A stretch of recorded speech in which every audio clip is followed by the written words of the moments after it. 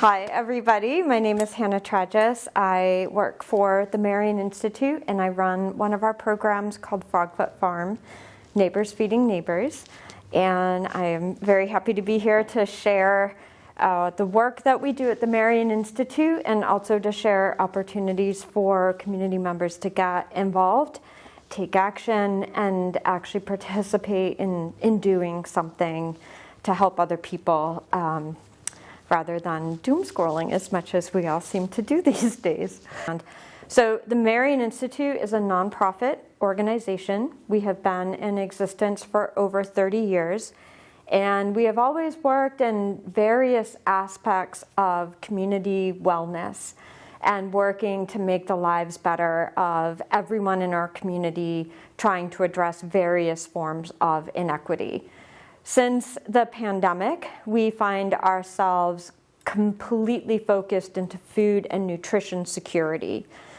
And we have honed our 4 existing programs into 4 units that synergistically work together to address various aspects of our food system that we have identified that needs to be made stronger. So we believe that food is a powerful connector. It is the foundation of health. You can have all the calories your body needs, but without having the proper nutritional value in that food, your children's minds won't develop properly, your bodies won't fight disease properly, and you just won't have a full and healthy life.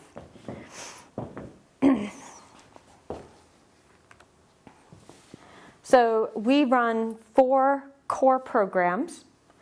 The first is called Grow Education. This is the oldest program in existence right now at the Marion Institute. And this is a school garden, a farm to school program. We work in elementary schools in 6 school districts. We're bringing 4 or 5 schools in the Fall River School District online this year, so we'll be adding that. We run almost 30 school garden programs for 3rd graders. So it's elementary school education. We have installed these gardens. We provide educational standards-based education to the children year-round. So we go into the classrooms and work with the 3rd graders. We bring them out to their school gardens. We work with them in the school gardens, and we're also working with the food service directors at schools, trying to connect the full loop into this is the food these children are growing. And a lot of the food service directors are so excited about trying to use some of it or find a way to just make people more aware of what locally grown produce is and what true farm to school can look like. We also operate the South Coast Food Policy Council. So this is a food policy council that works across Bristol, Plymouth, and Norfolk County. We connect stakeholders in the emergency food system sector, and we work I'll talk a little bit more about that in a couple slides. And then out of the work of the South Coast Food Policy Council, we conducted a food system assessment in 2020. And out of that, some of the major findings led us to create the Frogfoot Farm program and the Fields to Families program. And I'll just get more into those slides.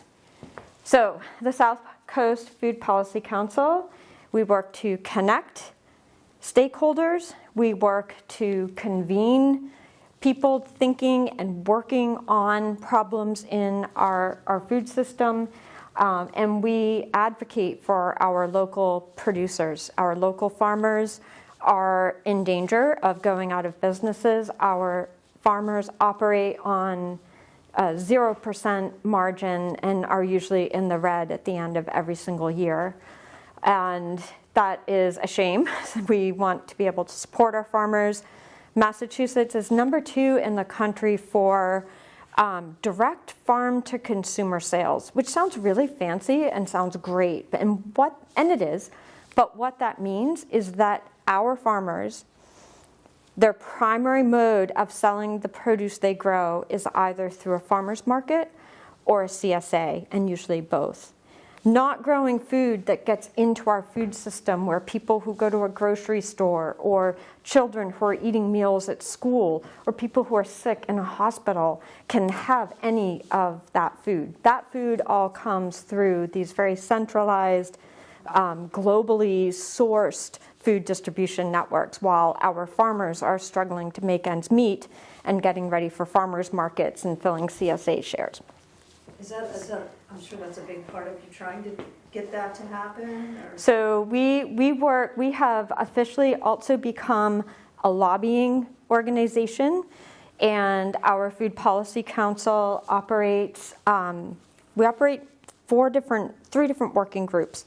One centers on education. So we have a challenge coming up this summer called Eat Local South Coast, where we engage people weekly for a month and put out challenges in people sourcing every part of their meals for the month as locally as possible, providing the education. We also work on policy. And so the Food Policy Council director, she is at the State House. She dives into all the legislative issues, all the bills that are being pushed through Congress right now, and has identified several pieces of legislation that we are actively lobbying to support. And these are pieces of legislation like the Healthy Incentives Program. We want this to become permanent, not something that is on the chopping block every single year. Yes, it usually does get funded, but we want this to be permanent, and then we want to work to increase those benefits. We saw that when the federal government shut down and SNAP disappeared, HIP was the only thing that was allowing people who otherwise have no access to fresh local food to get locally grown food. And then there are other pieces of legislation. I did bring a list of the bills that we are currently actively lobbying for. The Food Policy Council, you can join as a member at large, and that means you get an email with our policy and advocacy and education briefs, so that you can stay involved, you can stay informed, and you can help spread the word. If there are bills and testimonies that need to get to our representatives, we have templates that we create, we spread the word. We're like, hey, look, just sign your name to this if you want to edit it, great, but let's make this really easy.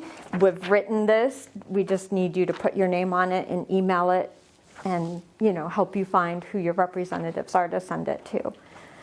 And all of the bills that we're supporting right now, a big one that also affects Cape Cod is for cleaner waters to reduce pollution in coastal waters that's really affecting our aquaculture industry.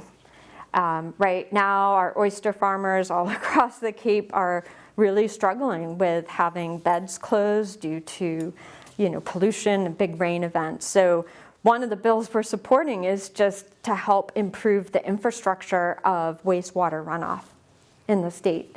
So it seems like, why would we be supporting wastewater runoff? Because it's directly affecting an industry that could close down if they continue to take more and more financial hits from closures and things like that.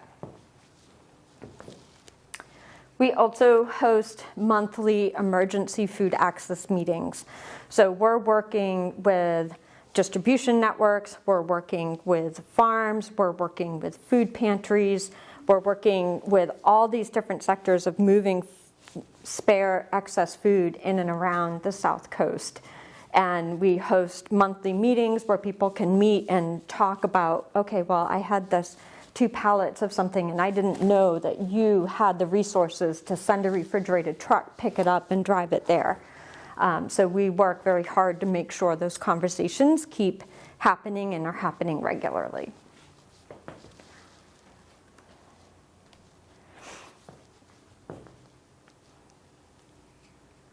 We have over 2,000 members at large, so community members just like you, more than welcome to sign up and be a Food Policy Council member at large. And it's really, if you're interested in, learning what the new statistics are that are coming out and what is our government working on and what can we do, it's a really interesting way to stay involved. So back in 2020, we conducted a food system assessment, and it took about a year, and we published the results, and we are currently in the process of conducting another food system assessment using a totally different methodology that it's called the CARROT Food System Assessment. And I apologize, I do not remember what CARROT stands for, but it is an assessment that is being implemented across the country, and it looks at 163 different markers in our food system to assess where that food system stands. We are right now really leading the charge in Bristol County. We are working also with Plymouth, Norfolk counties, Cape Cod, Nantucket, and Martha's Vineyard to help each of those regions conduct their own food system assessment. Some of the key takeaways from the assessment that we did a few years back was the lack of just fresh produce in our food pantries. Food pantries really deal with a lot of shelf-stable food, which is important, but a lot of it is highly processed, and very few food pantries. Yes. My concern is with the younger people who are not necessarily cooks. Yeah. They buy boxes and they heat up the box. Yeah. So I wonder if there's a lot of fresh produce that in food pantries that go to waste because people don't know what to do with them creatively. So that's part of the educational piece. A lot of food pantries, such as PACE and Damien's, PACE is People Acting in Community Endeavors in New Bedford. It's a large, not just a food pantry, it's a community support organization. And then Damien's Place Food Pantry in Wareham, they'll provide simple recipes. And simple recipes that either using it fresh, or maybe someone only has a hot plate that they're able to prepare food with, or microwave. Just very simple recipes. And we've conducted surveys at the food pantries with the clients themselves asking, look, if you had a recipe, would you try this new thing? And people, they just want the fresh food. Yes, I'm sure some people might pass it by because they don't know what to do with it. But we are also working on trying to increase some of the education on what do you do with collards? What do you do with pea shoots or something like that? For the most part, though, people know what to do with it. They just don't have access to it. One of the other really important things is not only is there a lack of fresh food in food pantries, there's a lack of culturally relevant foods. So when we gather with our families, when we celebrate a holiday or a special occasion, what do? What do we normally do? Cook the food. We cook, and we talk about the recipes we're using. This was Grandma's baked beans, and this was, great Aunt Lottie's, collard recipe. So food is really such an important part of who we are culturally and who we are, our heritage, where we came from. And we have so many people coming to this country today and finding that, maybe they can only access food at food pantries, and A, not being able to get fresh food, and then B, not being able to get food that they recognize or know what to do with, or that sings to their heart and soul and allows them to create those special dishes that, you know, are part of who their family is and where their family came from. So the lack of culturally relevant foods. We also looked at the viability of farming, and I mentioned a few points about that a few minutes ago. We also realized, and this is globally a problem, people think we need to grow more food. We have more people on the planet, we have hungry people, we have people who aren't getting enough, food pantries aren't getting enough fresh food, so we need to grow more food. And the truth is that right now, all food production on the planet is enough to feed everyone and then some. The problem is access. And we're also finding that there are a lot of crops that are grown in farmers' fields that don't make it to harvest and don't make it to markets. And this is not because farmers are wasteful. Farmers are the least wasteful people you will ever meet.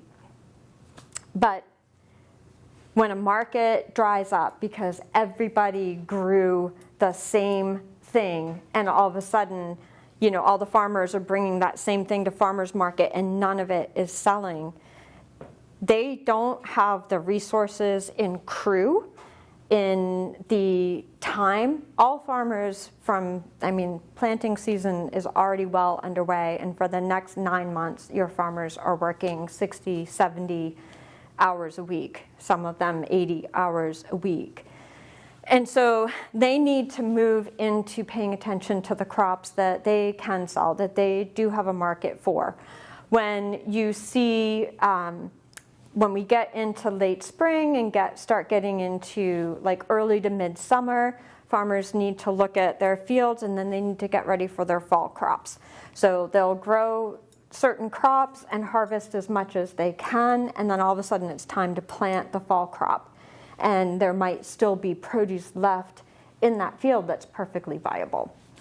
And that's what led us to create a gleaning program, because in southeast Massachusetts alone, including Cape Cod, we have about 1,500 farms, and we do not have an organized, centralized gleaning program. Who knows what gleaning is?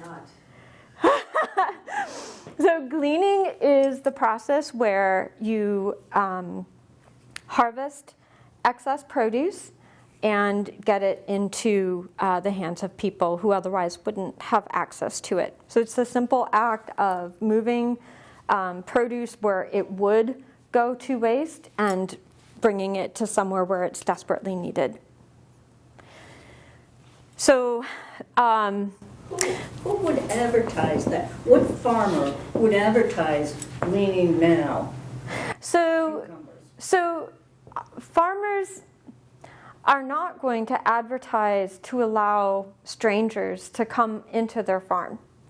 And so that's why gleaning programs are so important. There are gleaning programs all over the world, all over the country. Boston has a huge program called Boston Area Gleaners, and they form relationships with farmers. They take volunteers that they manage and oversee and go into the farmers' fields, and they harvest those crops. The farmers don't have time to do that. They've got to focus on the things that they can keep them afloat. Rhode Island, we have a beautiful program in Providence called Hope's Harvest, and they're part of Farm Fresh Rhode Island, and they serve the farmers in Rhode Island. And they do work with a few farms in Massachusetts that are right on the border. But all the rest of our farms in southeast Massachusetts, there's no organized gleaning program. We have Rachel's Table in western Massachusetts, and they serve the Connecticut River Valley area.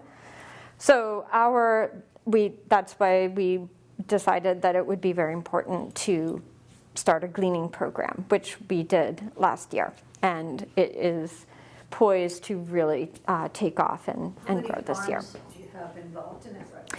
So last year, being our first year, we started off working with 7 farms, and we gleaned about 15,000 pounds of fruits and vegetables. We have a land trust in Acushnet that just inherited a 200-acre apple orchard that has blueberries, apples, blackberries, strawberries, and we harvested there from June to September all of the crops. So sending just hundreds and thousands of pounds of just fruit alone, which if food pantries don't have access to fresh vegetables, they have even less access to fresh fruit.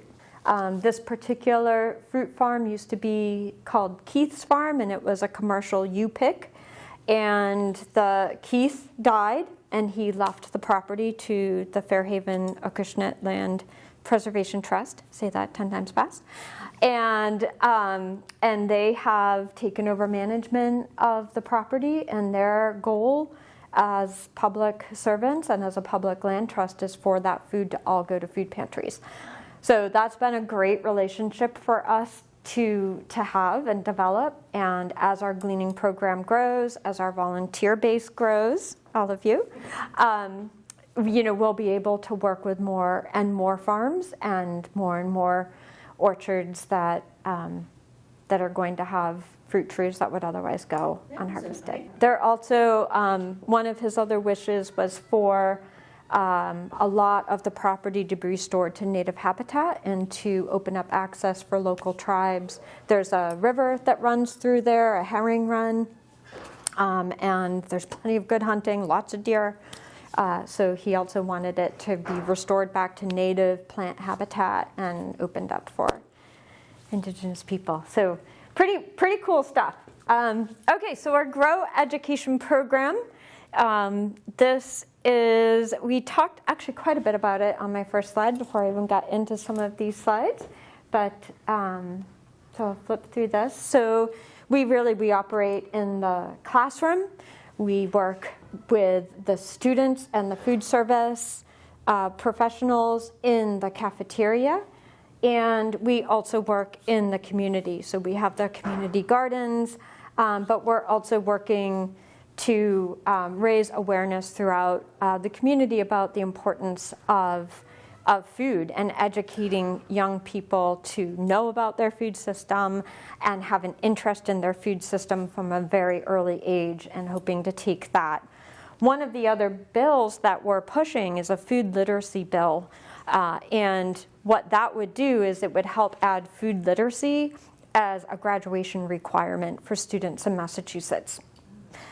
We've done away with, standardized testing, and, kids graduate and they really don't know where celery comes from, or, what their farm down the street is growing and how that farm is actually able to make a living. And so food literacy would be an incredibly important piece of education to really put into our standardized curriculum. Any questions about Food Policy Council or the Grow Education? Who tends the gardens in the summer season? Yeah, so there's a combination of answers to that. We do have our program manager will do some of it. We have a program assistant who also works in several of the schools. And then each school is different. In some schools, there may be some teachers who are interested in taking care of it, some of the parents. A lot of it is us coordinating that, sort of overseeing it, making sure that things are attended. We are looking at developing the program further where there is more of a summer element. We're working to have a portion of Frogfoot Farm become an educational space for the Grow Education program. It's called a story walk, where and then would be able to do field trips out to the farm for students, not just in the schools where we have school garden programs. So we're really working on that piece, but right now our program manager is very busy in the summer, like going to the different schools.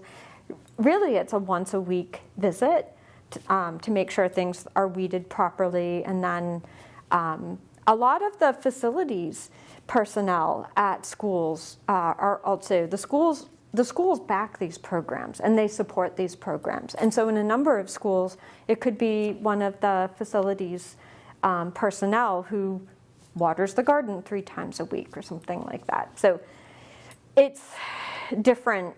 Each garden is different. Yes.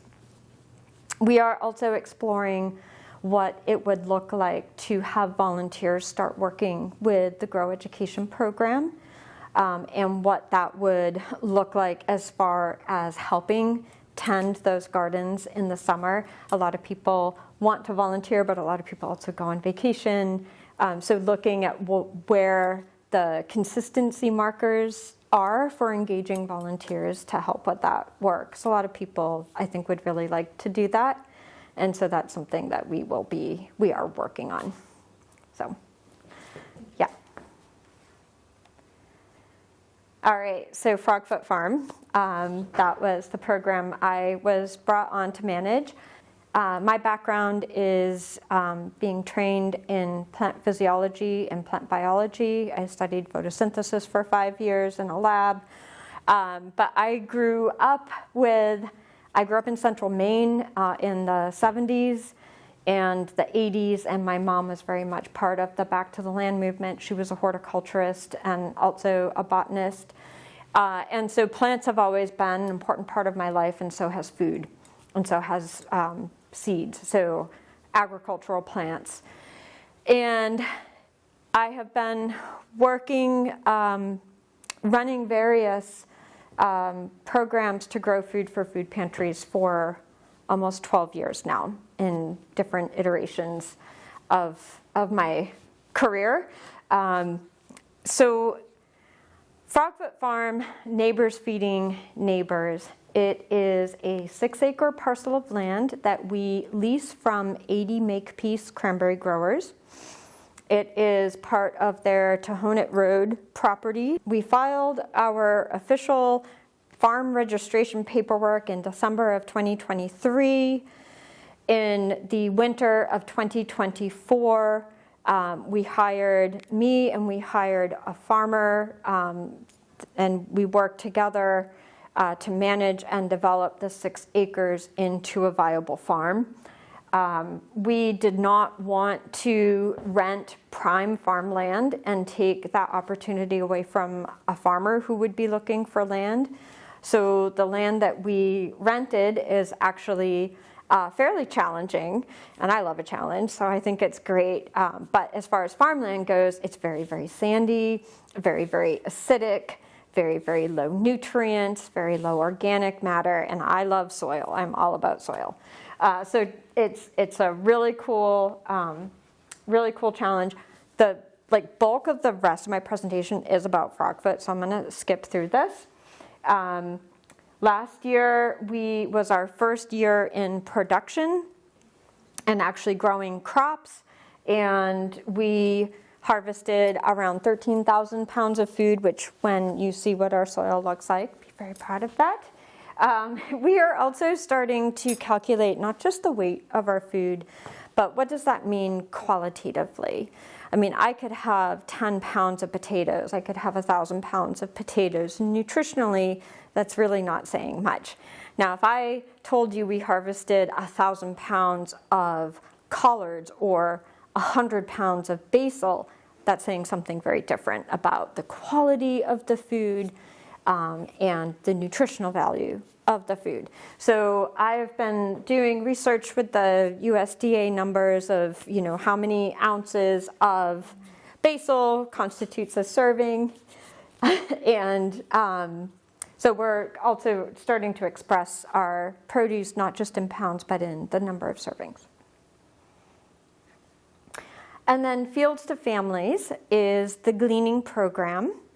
And we started last year and started training volunteers so that when I called up a farmer and said, do you have some spare produce, then I'm going to bring volunteers. I didn't want them to be afraid.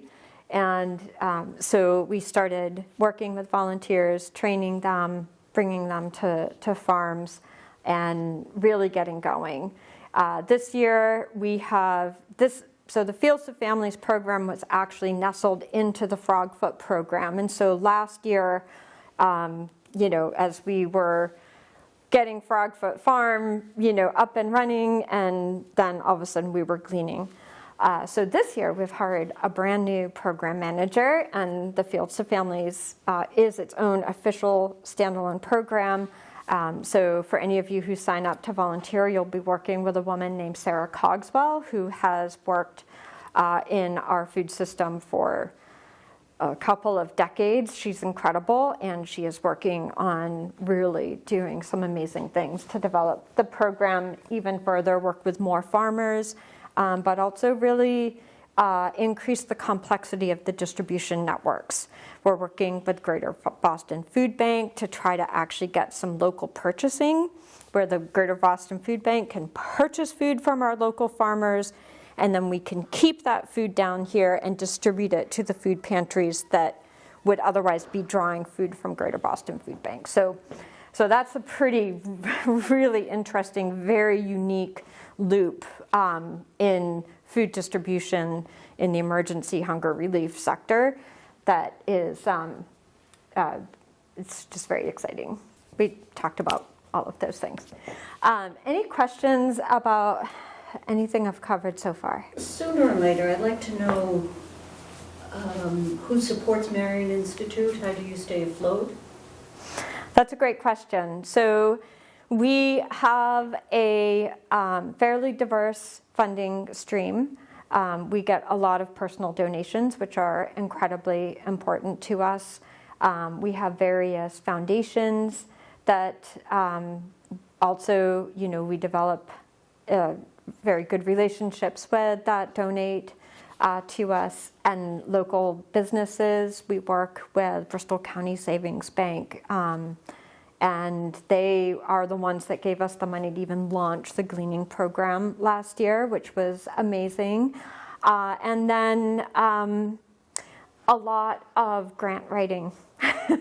So we do apply for a lot of grants. We've received a lot of grants. We're denied a lot of grants. That's the nature of grant writing.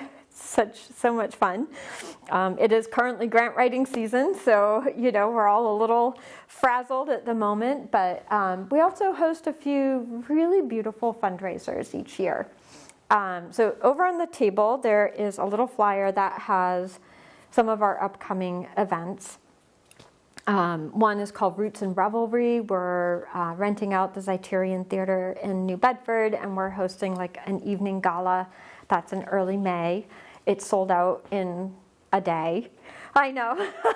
And then we host another incredible fundraiser in October at the height of cranberry season, and it's out at Frogfoot Farm. It's called Boogie at the Bog, and Makepeace floods a bog. They harvest, they wrangle in all the cranberries. We set up lights. We have a beautiful tent and a band. All the local food purveyors, like all the food that gets served that night is by local companies using locally grown food, including aquaculture. And the bog, we have cocktail hour out in the bog, so people can take a drink and they can go. They have waiters. We have like 500 pairs of waiters of all different sizes, and people can grab a cocktail. And it's very safe. Makepeace works so hard. They have beautiful stairs that go down into the bog and little cocktail tables. So that sold out in less than 2 hours. Tickets went on sale. Have that probably 4 times. Yeah, we're going to expand it this year. We expanded it. Yes. Yeah, I'd love to go to we expanded it last year, and even doing that, it was less than 2 hours, and it sold out. I'm not. This person is phenomenal, apparently. It is the most. The first in 2024 was my first year to attend it, because I was working at it, and it was the night those northern lights came out, and it was those really rare red northern lights right over the tent. right over the bog and the tent. I mean, it was just, it's It's wonderful to know that so many people want to support you, so that's really good. yeah, yeah. Frogfoot Farm, we have a huge Earth Day event coming up at the end of this month. It's on a Saturday, April 25th, and I'll talk about it a little bit more. And then we have a few other events, and we always look for local sponsors when we're having an event. So like the Earth Day event, for example, I believe Robertson's Auto Body is sponsoring it so that we can provide snacks for people who come and, things like that. So yeah, there is a lot, a lot of different ways that we are supported, which is pretty amazing. One thing I really want to start stressing now is that the work that we are doing, especially with Frogfoot Farm and Fields to Families, it's within the framework of what's called agroecology. And agroecology is not just an agricultural movement. It is a social and an economic framework and way of thinking. It's a much more natural way that we used to work as a community together to take care of all of our needs. It's only been in the last 150 years or so that we have completely centralized and removed things like food production from our daily lives. And so agriculture, we used to live in a much more agrarian type community where everyone was involved in some part of it. Not that everyone was out in the field planting and hoeing and harvesting, but almost everyone in a community had some part in their food system, and everyone knew where their food was coming from. And so one of the most important things for us is to include community back into the work that we're doing, because holistically that is one way to restore our community, restore our environment, restore all of our broken souls, with everything that's so crazy going on in the world.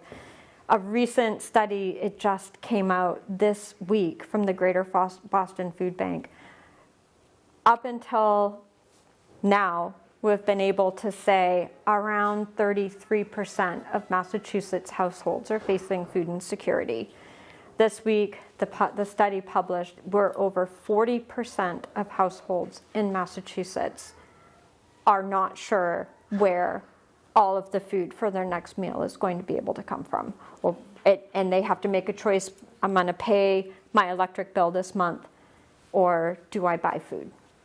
And if I buy food, then I need to buy the cheapest food I can get my hands on that doesn't have the nutrition that my children really need. So that's really, really grim. We thought the numbers were bad as the pandemic set, and the first time it reached 23% of Massachusetts households.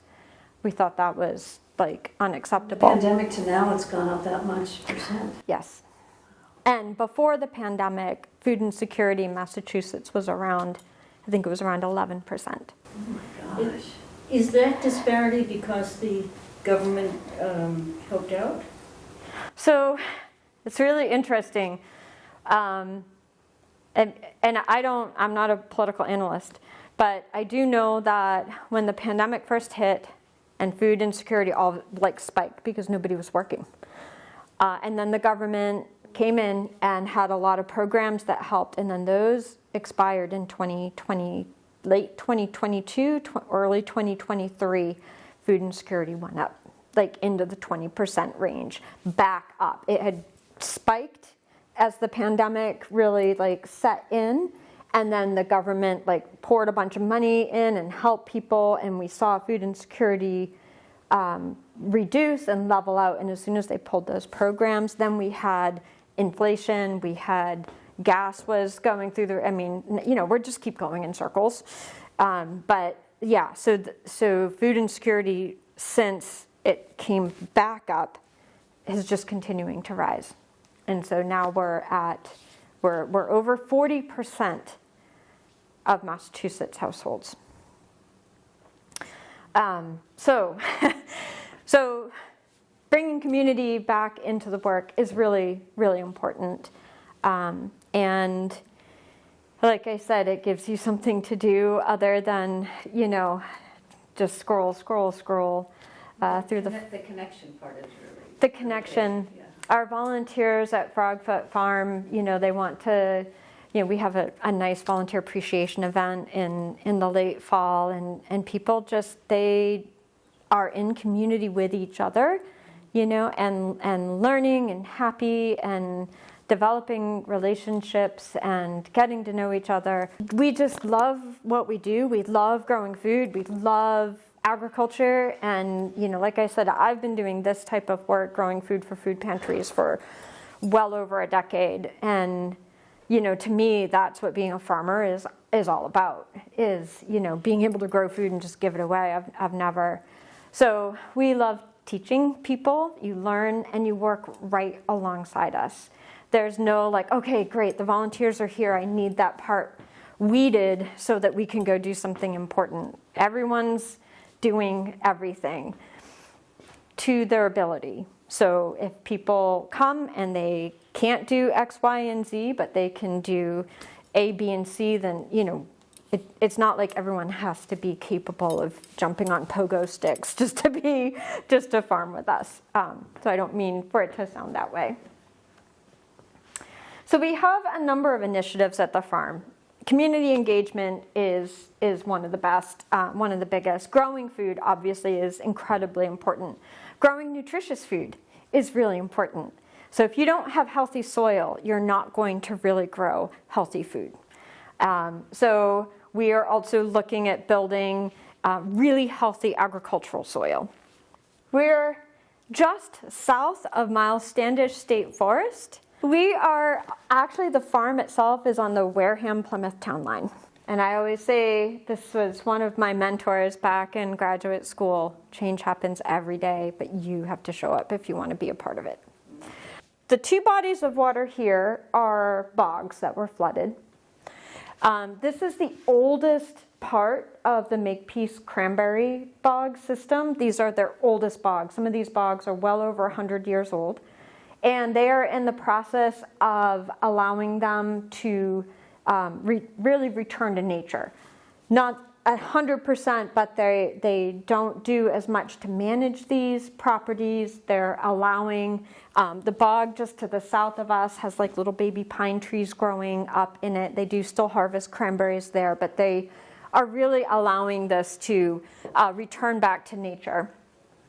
So this building here, and then this sort of sandspit looking area, that's Frogfoot Farm. This was a picture from 2022, so a lot has changed since then. And then just to the north of those two bodies of water, you see that little stream. That's Frogfoot Brook, and that leads up into Miles Standish State Forest. Miles Standish State Forest is a coastal Atlantic pine barren.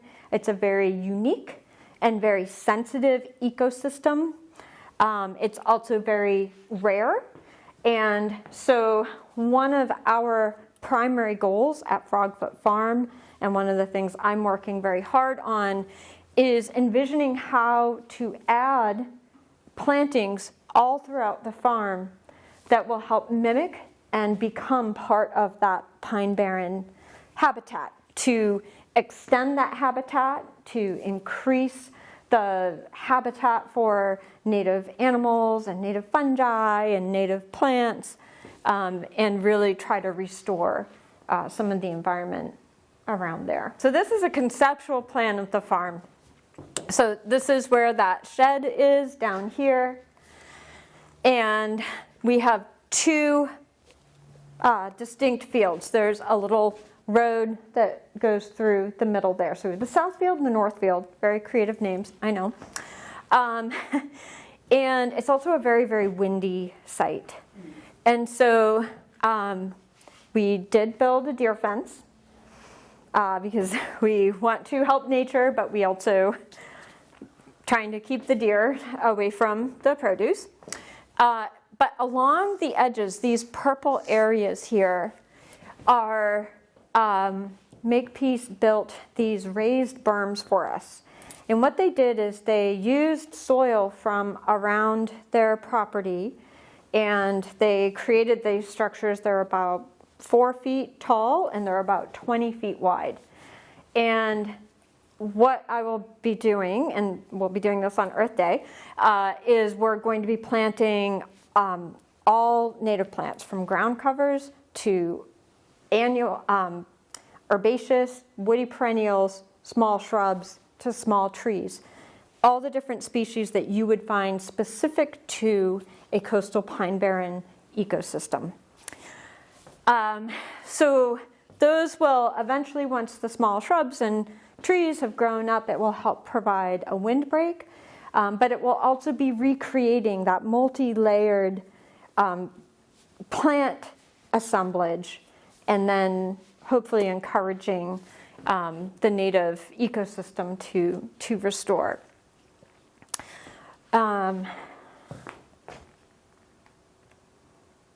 So here is, so here you can see the fence. Can't see it really well. This is one of the berms, so you can see the very sandy soil. You can also see some plants in bloom there, and you can see the raised berm along that edge and part of it along this edge.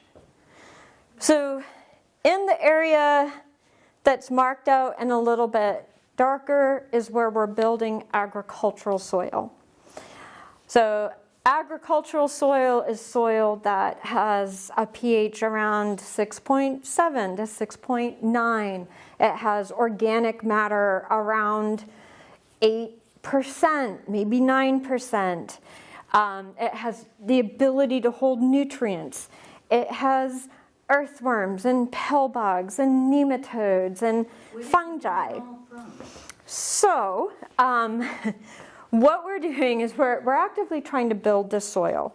So to start with, we have added an enormous amount of leaf litter-based compost. We actually had 2 companies that donated collectively over 300 yards the first year. Was that their waste?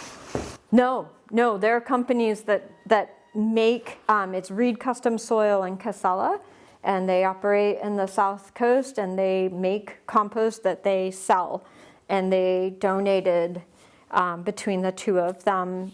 It was over 300 yards the first year, and then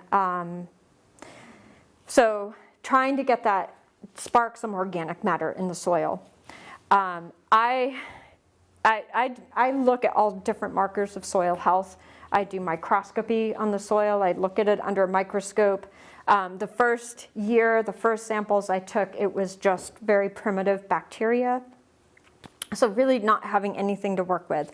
So we added a ton of compost that we just were no tillage out there. We do use a machine that can turn about this much soil, about 2 to 3 inches of topsoil, just to incorporate things like the compost into that topsoil.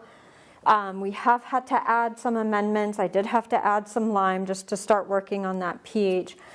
One huge problem we have out there is compaction. So we have a real fun thing that volunteers love to do is what's called broad forking. It's like a overgrown pitchfork that you step on and you wiggle it back and forth in the soil, and we have broad forked that entire field a couple of times. It breaks up the compaction, it gets air down there, it helps start feeding life down deeper in the soil. We have a very robust cover cropping plan. So I use an incredibly diverse mixture of cover crops. I have selected crops that grow in deserts. So we're growing like teff and buckwheat and cowpeas. So plants that can grow in some of the really tough conditions we have in that soil, very sandy, very acidic. And we're also growing other cover crops like daikon radish and field peas and oats, and so a huge mixture. And then we tend those cover crops, and we are foliar feeding them with fish emulsion and molasses. So this is a good take home for people. A little shot of very dilute molasses helps feed your microbes that are naturally occurring on your plants and in your soil. Just a little bit of molasses and you will see microbial life. And so why do I care about microbial life? Why do you care about your gut microbiome? Right? So you need that healthy microbial community in and around the plant's roots. And so everything that I'm doing is trying to spark that microbial life into this soil. So a jar of molasses in my rain barrel. 1 tablespoon per gallon. Ooh, that's not much. Not much. It's very, very dilute. And I probably wouldn't put it in your rain barrel and let it sit there, because then you'll get like biofilms in your rain barrel. I'd buy a sprayer, mix it up, and just, you can do in a gallon, do your tablespoon of molasses, do like 2 tablespoons of a fish emulsion and a tablespoon of a kelp emulsion, and just spray your plants. Your container plants, you do that in July, it's very simple. You can make it more complex than that, but even just that alone. And just get a cheap sprayer, but spray everything. Just get a sprayer and make sure you spray all of it and then clean the sprayer out. Because if you leave that molasses in there, you will regret it. Yeah, I get that. Because, it makes things grow. Yep. So building soil is the foundation. So this is the soil we started with. And that's where we're going. I am not going to pretend that I took that picture at Frogfoot, but I took that picture at another farm where I have done similar work and had very good results. So it is happening. It will happen. Our soil test results from last fall were pretty incredible. We decided last year, when you saw that big aerial overview, 1/2 of the field we put into crop production, and the other half was in just full soil health building. The test results in the fall were incredible. The side of the field that we just left underneath soil health building with cover cropping and those foliar feeds, the pH is responding. The organic matter is responding, the nutrient levels are stabilizing. The side of the field where we grew crops, we still implemented some aspects of the soil health building plan, but it's behind. The pH is still low, the organic matter it's just really, really interesting. So this year we're flipping, and we'll continue to do that. So until we really get the soil built at Frogfoot Farm, we will never have that whole area in production. We probably never will have that whole area in production, just because that's not really the proper way to treat your soil.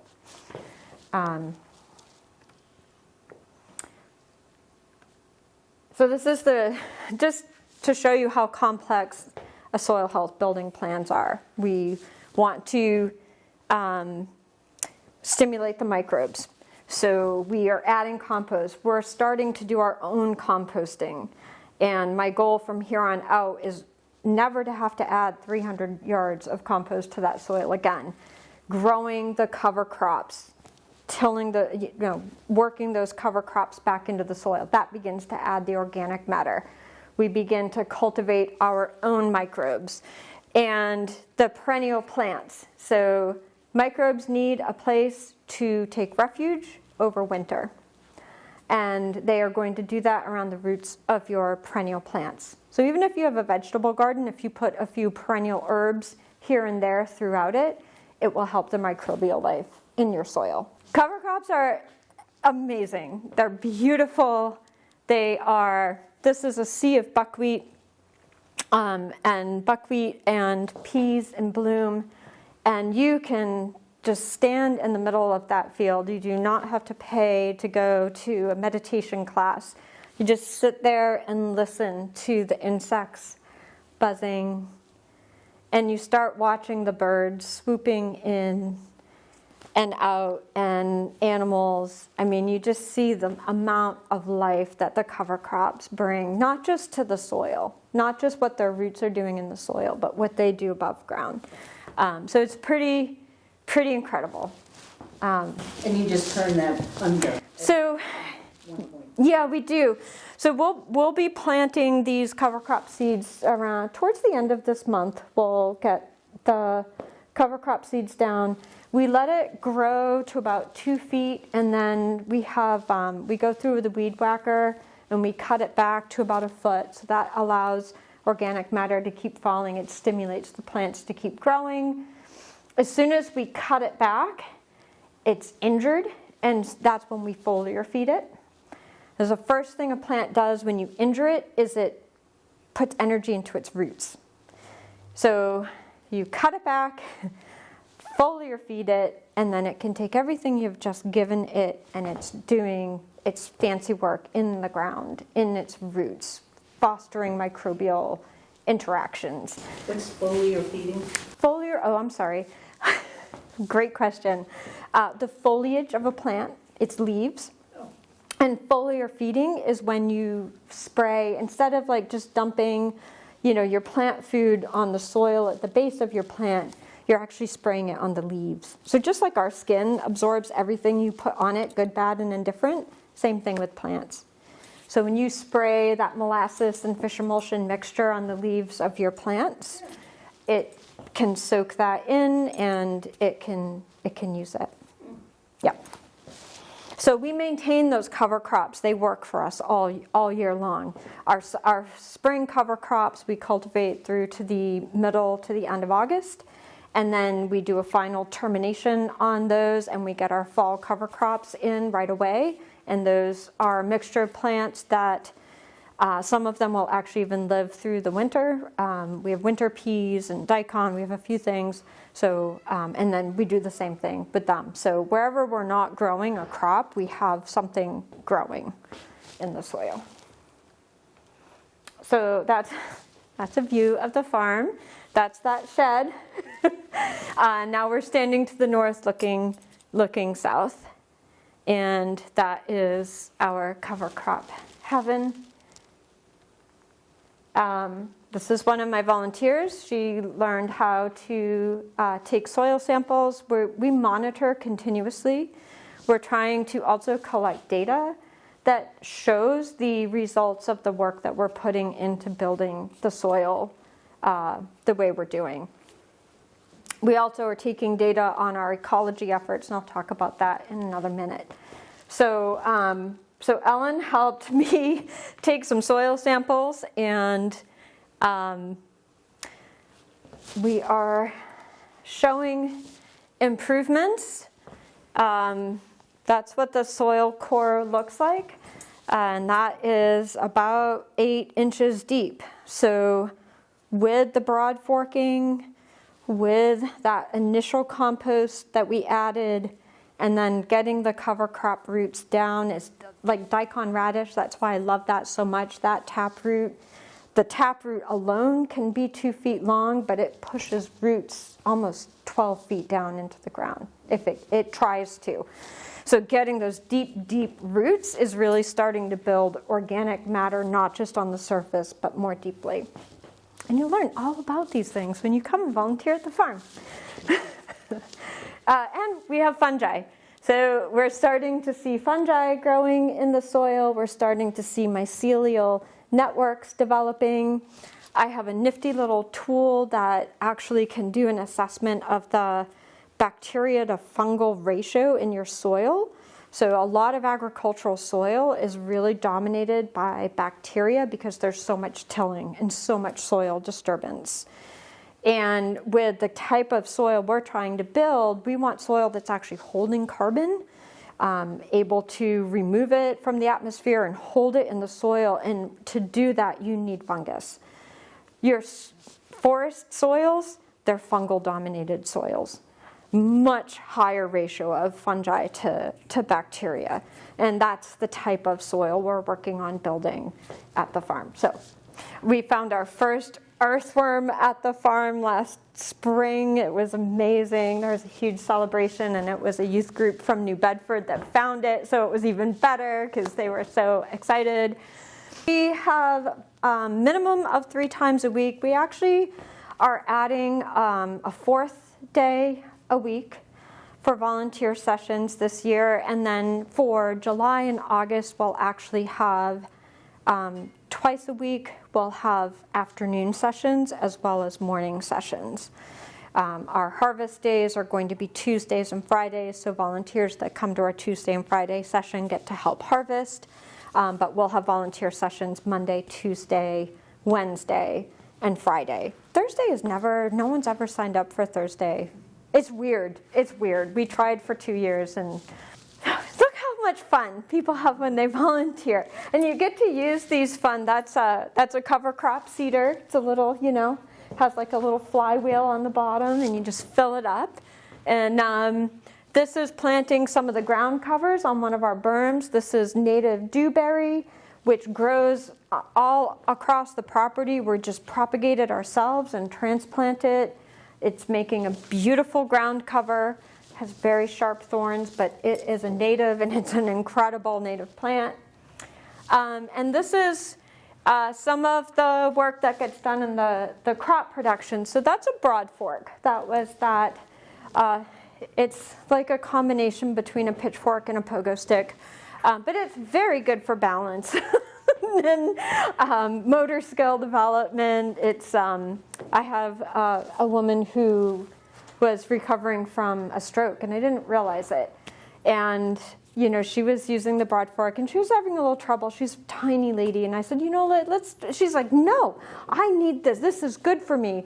She is like the best broad forker now, and she loves it. She is MS and was recovering from a stroke, and I have smaller broad forks than that.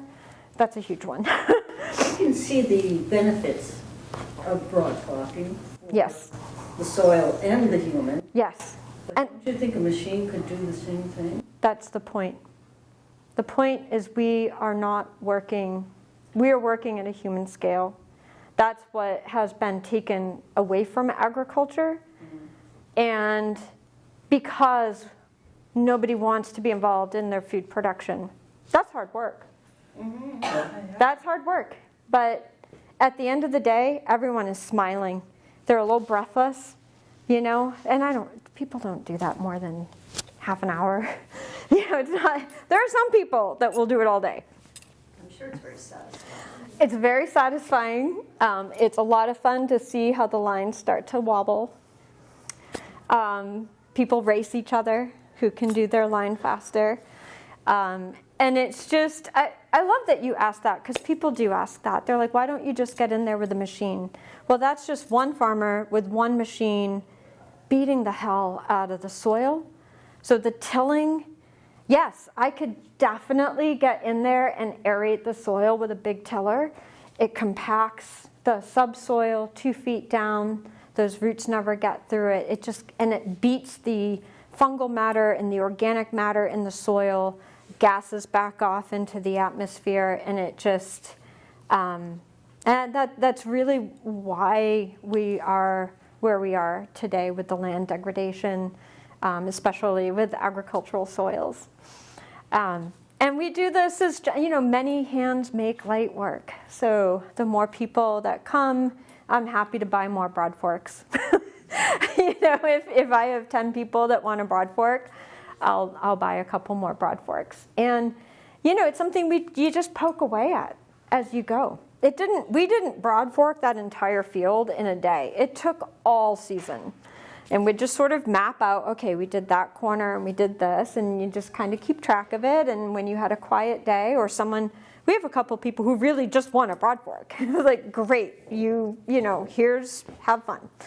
And, but yeah, so this is bed prep, laying out the beds, planting all the beautiful little seedlings. We have a very fancy machine that we use to put seeds down with. This is a little push seeder, and that does a great job instead of everyone having to. So we do rely on some really fancy equipment. Look at us, everyone's so happy. Happy, happy.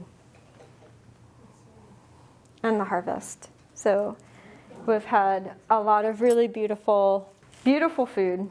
And so some of the other data that we're taking, well, we're going to start to be looking at the nutritional content of the food. You can take a measurement called BRIX, B-R-I-X, and you just get a little plant sat, put it on this thing, and you take the reading. And it is generally accepted as a correlation to nutritional value of food. So we'll be looking at how that changes over time as some of the soil health markers that we're measuring increase over time. These are some of the photos from our gleaning, and just more happy people. So, I mean, that's pretty much the end of the presentation. You're welcome.